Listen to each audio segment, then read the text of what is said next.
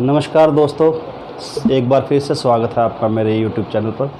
दोस्तों, आज का हमारा विषय बहुत ही महत्वपूर्ण रहने वाला है। आज हम बात करेंगे नाट्यशास्त्र के बारे में। जी हाँ दोस्तों, माना जाता है कि नाट्यशास्त्र ग्रंथ 400 ईस्वी पूर्व से 100 ईस्वी समय काल के बीच लिखा गया और इसके रचनाकार है भरत मुनि।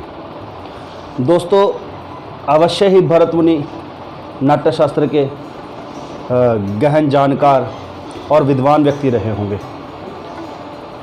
इन्होंने नाट्यशास्त्र में संगीत शास्त्र, नाट्यशास्त्र, काव्य शास्त्र, छंद शास्त्र, अलंकार और रस सभी के बारे में बात की है। परंतु जैसा कि हमारा जो विषय है वह संगीत है, तो हम केवल संगीत के विषय में ही इसमें बात करेंगे। दोस्तों, नाट्यशास्त्र में वैसे तो 36 अध्याय हैं, परंतु 28 से लेकर 33 अध्याय तक हमें संगीत के अध्याय मिलते हैं, जिसमें संगीत के बारे में बहुत ही महत्वपूर्ण जानकारी हमें मिलती है।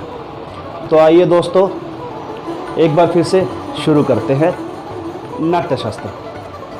नाट्यशास्त्र में 28 से 33 तक मुख्यतः 6 संगीत अध्याय हैं। आतोध विधान, रस जाति लक्षण, सुशीर लक्षण, ताल अध्याय, ध्रुव अध्याय, गुण दोष विचार। 28वां अध्याय आतोध विधान। इस अध्याय में वाद्यों के 4 प्रकार जैसे तत्, अवनद, सुशीर और घन वाद्य है।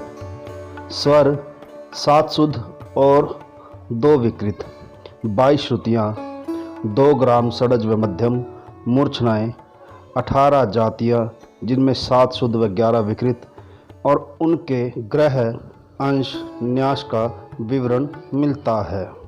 29वां अध्याय रस जाति लक्षण। इस अध्याय में जाति की से रस की निष्पत्ति, विभिन्न प्रकार की वीणाएँ और उनकी वादन विधि बताई गई है।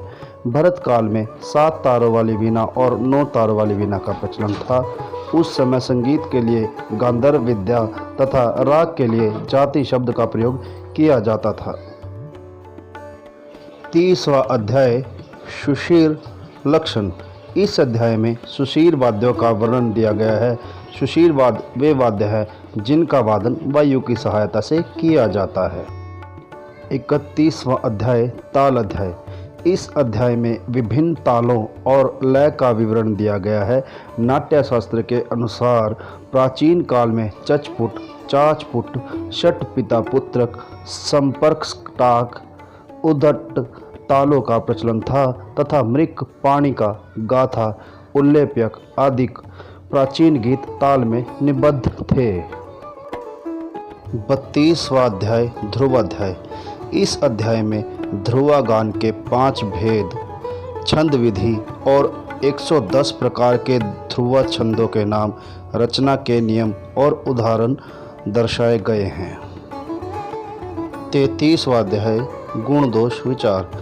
इस अध्याय में गायक वादक के गुण दोष अथवा लक्षण बताए गए हैं। अवनद वाद्यों की उत्पत्ति और उनकी वादन विधि बताई गई है। अवनद वाद्यों के लिए भांड वाद्य संज्ञा या शब्द का प्रयोग किया जाता है। मृदंग, पुष्कर, पणव, दरदर आदि वाद्यों को पुष्कर की संज्ञा दी जाती थी। नाट्यशास्त्र में कुछ विशेष बातें। नंबर 1 रस। नाट्यशास्त्र के 6ठे अध्याय में भरत ने रस की विस्तृत जानकारी दी है। उन्होंने 8 रस माने हैं: श्रृंगार, हास्य, करुण, रौद्र, वीर, भयानक, विभत्स, अद्भुत। नंबर 2 वृंदवादन। नाट्यशास्त्र में वृंदवादन को महत्ता दी गई है। इसके लिए कुतुब की संज्ञा दी गई है। वृंदवादन के लिए दुदुम्भी, मृदंग, प्लाव, बंसी, वीणा आदि वाद्यों का प्रयोग किया जाता था। नंबर 3 तर्ज और अलंकार। नाट्यशास्त्र में भरत ने तर्ज और अलंकारों का भी वर्णन किया है।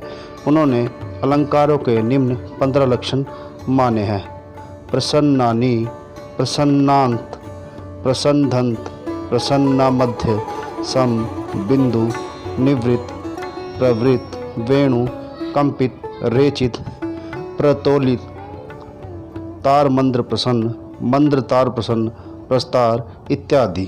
दोस्तों, तो आज हमने जाना नाट्यशास्त्र के बारे में। आपको मेरी यह वीडियो कैसी लगी मुझे कमेंट बॉक्स में ज़रूर बताइएगा।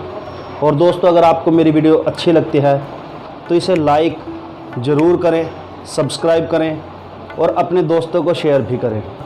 दोस्तों, मैं आप लोगों के लिए बहुत मेहनत करता हूं कि अच्छी से अच्छी संगीत विषयक सामग्री आपके सामने मैं प्रस्तुत कर पाऊं, और जो बिल्कुल बेसिक लेवल से लेकर थोड़ा बहुत एडवांस लेवल तक हो।